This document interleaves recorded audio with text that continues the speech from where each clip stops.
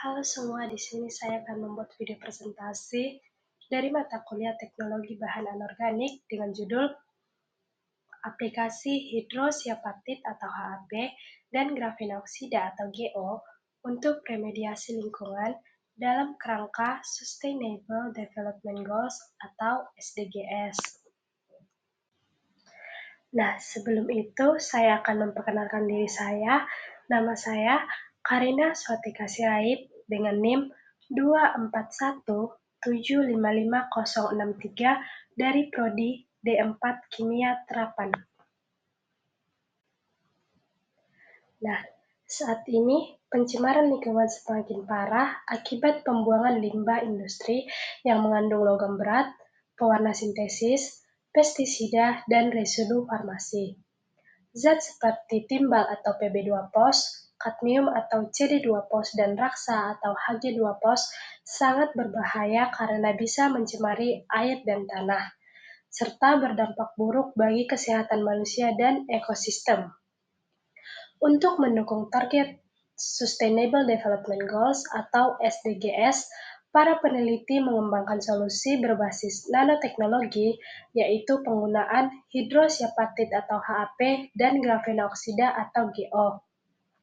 Hidrosiapatit atau HAP berfungsi menyerap ion logam berat seperti Pb2POS dan CD2POS.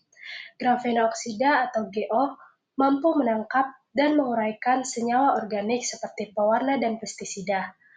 Ketika HAP dan GO digabungkan menjadi komposit, hasilnya adalah bahan ramah lingkungan yang lebih efektif dalam menangani berbagai jenis limbah industri. Dengan cara ini, kita dapat mengurangi pencemaran sekaligus mendukung keberlanjutan lingkungan. Adapun tujuannya yang pertama adalah menjelaskan karakteristik HAP dan GO sebagai material fungsional. Yang kedua, menguraikan aplikasi nyata HAP-GO dalam remediasi lingkungan berdasarkan hasilnya. Yang ketiga, menghubungkan kontribusi HAP-GO dengan target SDGs. Tujuan dari pembahasan ini adalah untuk memberikan pemahaman tentang peran hidrosiapatit atau HAP dan grafenoksida atau GO sebagai material fungsional yang dapat membantu memperbaiki lingkungan yang tercemar. Dalam kajian ini dijelaskan sifat dasar dari kedua material, serta bagaimana aplikasi dalam menyerap logam berat dan polutan organik. Kombinasi antara HAP dan GO terbukti efektif dalam mengatasi limbah industri karena HAP dapat menyerap ion logam berat seperti Pb2POS dan CD2POS, sementara GO mampu menangkap dan menurunkan senyawa organik berbahaya. Dengan demikian, penggunaan komposit HAP-GO menjadi teknologi ramah lingkungan yang mendukung pencapaian seperti SDG 6, air bersih dan sanitasi layak, SDG 12, konsumsi dan produksi yang bertanggung jawab.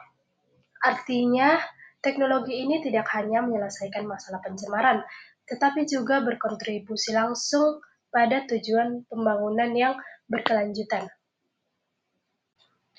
Nah, yang pertama ada peran hidrosiapatit HAP dalam remediasi lingkungan.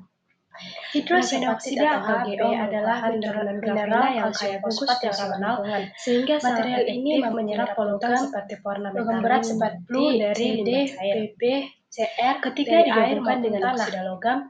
GO dapat meningkatkan stabilitas dan aktivitas fotokatalitik sehingga proses menurunkan air logam berbahaya, memperbaiki kualitas tanah, dan ini berperan penting dalam melindungi tanah dan air dari pencemaran, sekaligus dengan kemampuan tersebut HAP berperan penting dalam pemulihan lingkungan dan mendukung pencapaian SDG 6 serta SDG 12. Nah, yang kedua ada Selanjutnya ada kombinasi HAP-GO sebagai nanokomposit ramah lingkungan. Kalau HAP dan GO digabung, keduanya membentuk nanokomposit yang lebih kuat dan efektif dalam menyerap logam berat dan limbah. Material ini juga stabil, bisa digunakan berulang, dan pastinya ramah lingkungan. Selain bantu mengurangi pencemaran, kombinasi HAPGO juga mendukung SDG 3 atau kesehatan yang baik, SDG 6 atau air bersih, dan SDG 12 atau produksi bertanggung jawab, SDG 15 kelestarian lingkungan. Jadi, teknologi ini bukan cuma efisien, tapi juga terkontribusi langsung terhadap keberlangsungan hidup. Dan yang keempat ada green synthesis HAP dan GO. Green synthesis atau sintesis hijau berarti pembuatan HAP dan GO dengan bahan alami, misalnya ekstrak daun atau biji sebagai agen reduksi dan penstabil. Cara ini tidak pakai bahan kimia berbahaya, jadi hasilnya lebih aman, biokompatibel, dan ramah lingkungan. Metode ini juga mendukung SDG 12 dan SDG 13 karena mengurangi dampak negatif terhadap lingkungan. Jadi bisa dibilang green synthesis adalah cara modern dan hijau buat menghasilkan material fungsional tanpa merusak alam. Nah, sekarang kita akan membahas tentang pentingnya HAPGO dalam remediasi lingkungan. Sekarang pencemaran lingkungan makin parah, terutama dari limbah industri dan tambang. Nah, kombinasi hidrosyapatit dan grafenoksida bisa jadi solusi, karena efektif menyerap logam berat dan zat warna berbahaya. Teknologi HAPGO ini bahkan mampu menurunkan kadar polutan sampai di bawah standar WHO, jadi aman untuk lingkungan. Dengan sifatnya yang ramah lingkungan dan berkelanjutan, HAPGO punya potensi besar sebagai teknologi masa depan dalam remediasi lingkungan. Nah, selanjutnya kita akan membahas studi penelitian terkini atau efektivitas HAPGO dalam remediasi. Selama 5 tahun terakhir, banyak penelitian menunjukkan kalau komposit HAPGO ini termasuk material ramah lingkungan dan punya sifat antibakteri.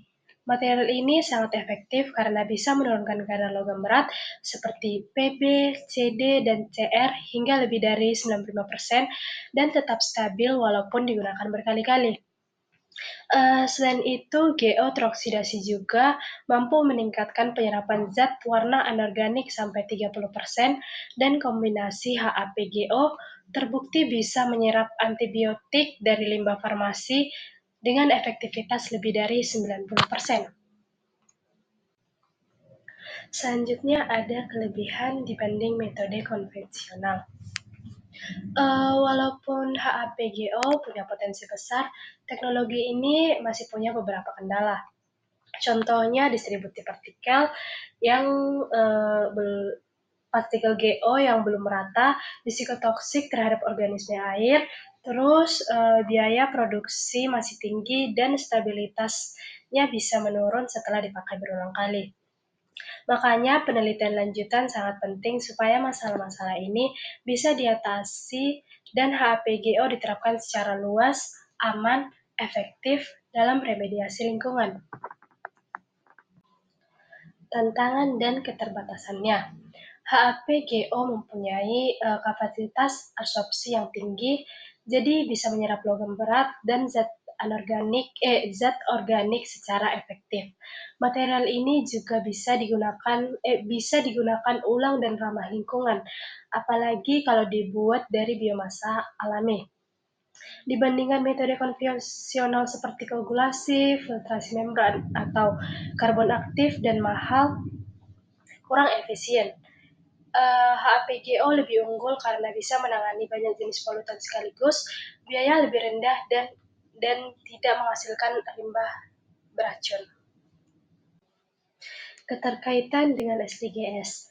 Pengembangan HAPGO nggak cuma fokus ke teknologi aja loh, tapi juga mendukung target SDGs.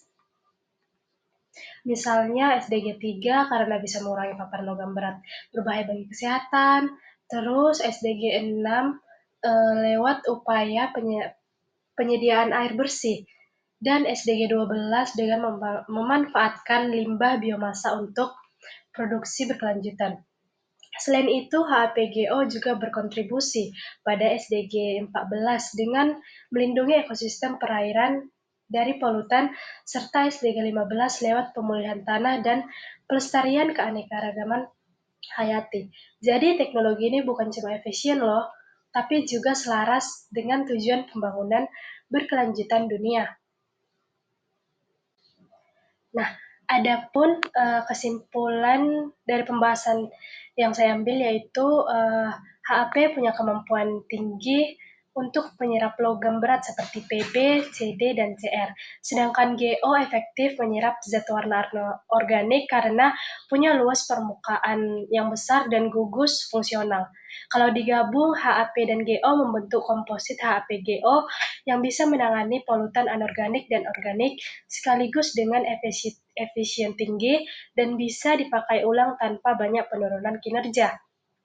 Teknologi ini juga selaras dengan prinsip pembangunan berkelanjutan karena mendukung SDG 3, SDG 6, SDG 12, SDG 14, dan SDG 15. Jadi bukan cuma efektif, tapi juga berkontribusi langsung pada keberlanjutan lingkungan. Nah, sekian video presentasi dari saya ucapkan terima kasih.